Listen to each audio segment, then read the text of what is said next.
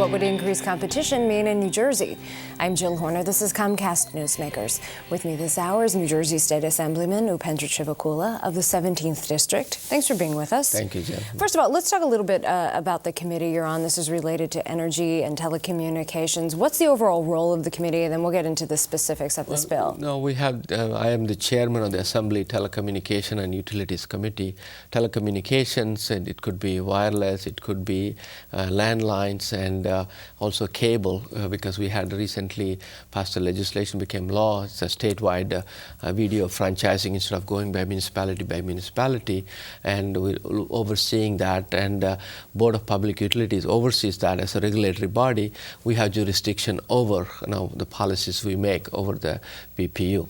So as we've seen changes in technology, people having a reliance on cell phones and other handheld devices, what does that mean in terms of the way in which technology is regulated in New Jersey? Well, when you start about wireless, wireless and phones have never regulated the free market, and you can see that now. Devices are getting smaller and smarter, and you can even watch a movie on your cell phone.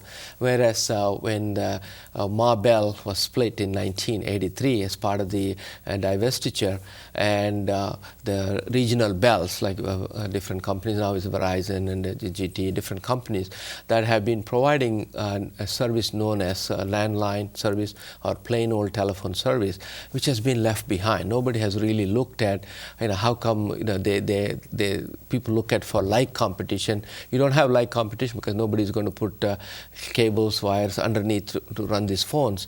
And there is competition from voice over IP, which is a lot of the cable companies, and they offer that. Then you have competition from wireless phones, and you have satellite phones. Different technologies are competing with them.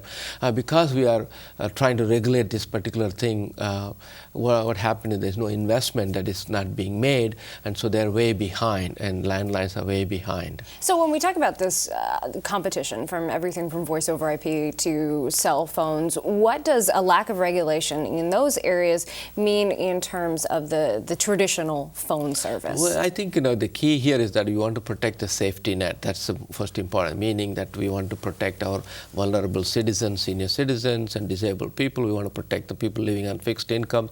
We should protect them.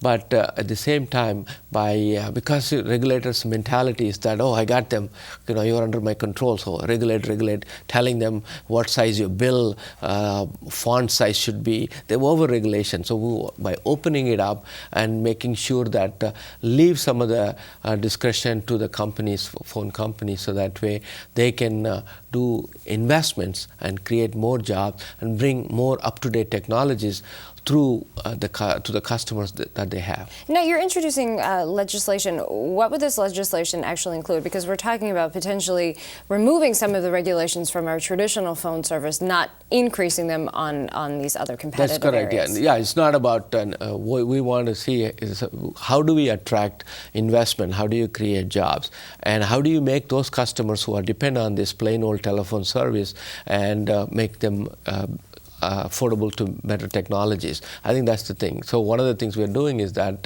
the cable, if you have more than one company servicing one area, cable and telecommunications, and that you classify that as a competitive area, and then try to minimize some of the regulations while protecting the safety net. And we, as part of the cable deregulation, we had provided some of the things with public educational government channels. We want to make sure that that is available, because if you have municipal channels, you have the Board of Education channels, we need to have that. And but instead of over-regulating, we're trying to loosen it so that way they can bring investments. Thank you very much.